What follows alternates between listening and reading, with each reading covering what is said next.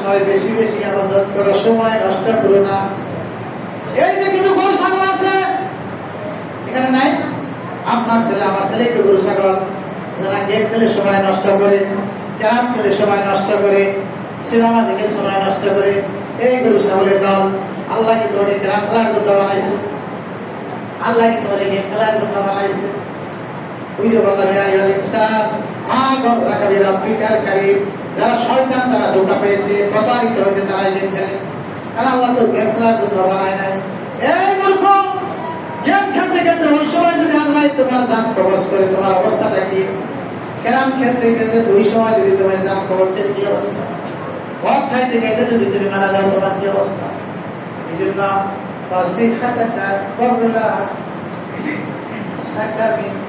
সুস্থ থাকাকালীন 2 রাকাত নামাজ বেশি করে, কোরআন তেলাওয়াত বেশি করে, আল্লাহ বেশি বেশি করে। অসুস্থ হইলে ইচ্ছা করে আর তাহাজ্জুদের নামাজ পড়তে পারবে। যারা অসুস্থ ইচ্ছা করে তাহাজ্জুদের নামাজ পড়তে পারবে।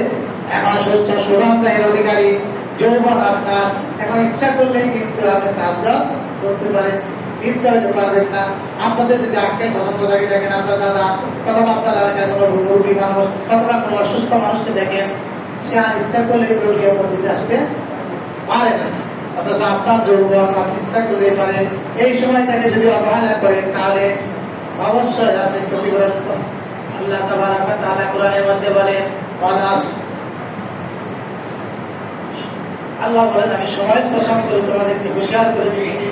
ইন্নাল ইনসানা লাফি খুসর, এই যে মসজিদবর্তী মানুষ প্রত্যেকেই ক্ষতিগ্রস্তের মধ্যে। তবে তারা ছাড়া ইল্লাল্লাযীনা আমানু, তারা ক্ষতিগ্রস্ত, ঈমান আনলো, ওয়া আমিলুস সালিহাত, ভালো ভালো সৎকর্মগুলো করলেন, ওয়াতাওয়াসাউ বিস-সাবর, এবং একজন আরেকজনকে সবরের উপদেশ দিল, ওয়াতাওয়াসাউ বিল হক, এবং সত্য পথের একজন আরেকজনের প্রতি ধারণ করলো। এই 4টা কাজ তারা করবে, তারা ছাড়া দুনিয়ার সকল মানুষ খালেদা তারা খাইছে না, যারা মানুষ আছে সবাই ক্ষতিগ্রস্ত।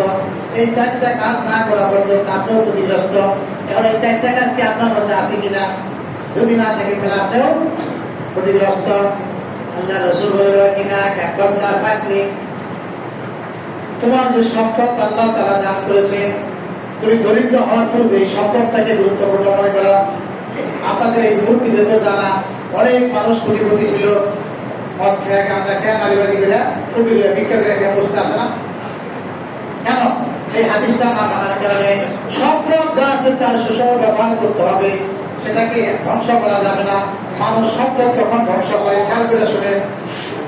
এই এলাকায় তারাই দরিদ্র হয়েছে, ধনী থেকে তাদের কয়েকটা খারাপ অভ্যাস, তার মধ্যে একটা ছিল কি? তাস খেলার অভ্যাস। তাস খেলতে গিয়ে, জুয়া খেলতে গিয়ে ওই সম্পদ গুলোকে জায়গা জমি বিক্রি করে নষ্ট করতে পারে নাই, জুয়া খেলে। আরেকটা অভ্যাস নারীবাজি করা। যারা নারীদের সাথে ফুর্তি করতে চায়, গরিব গৌরীকা, তারা দরিদ্র হয়ে যাবে। দরিদ্র হয় নাই? এই মানুষগুলো ধ্বংস হয়ে গেছে। কবলা ফাকরি, সম্পদ আছে, মদ খেয়া, বিয়া করে, গাঁজা খেয়া, জুয়া খেলা ধ্বংস করে না। যদি করেন আল্লাহর হিসাব দিতে পারেন।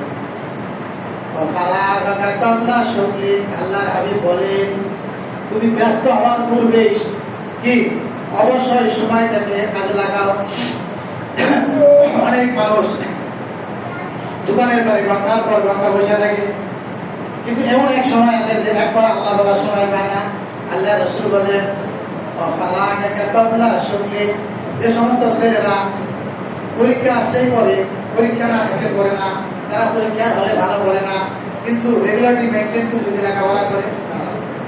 এই যে রিক্সাওয়ালা একদিন কাম করে যদি 500 টাকা পায়, আরেকদিন কাম করে না, ওই 500 টাকা ভাঙা, এটা খুব খারাপ অভ্যাস হাদিসের দৃষ্টিতে। আপনার যখন ফ্রি থাকবেন, ওই ফ্রি সময়টাতে একটা কাজের মধ্যে ব্যস্ত হয়ে যান, একটা গাছ লাগাইয়া দেন, একটা বই পড়েন, কোরআনের একটা আয়াত করেন, অথবা পার্ট টাইম কাজ করেন।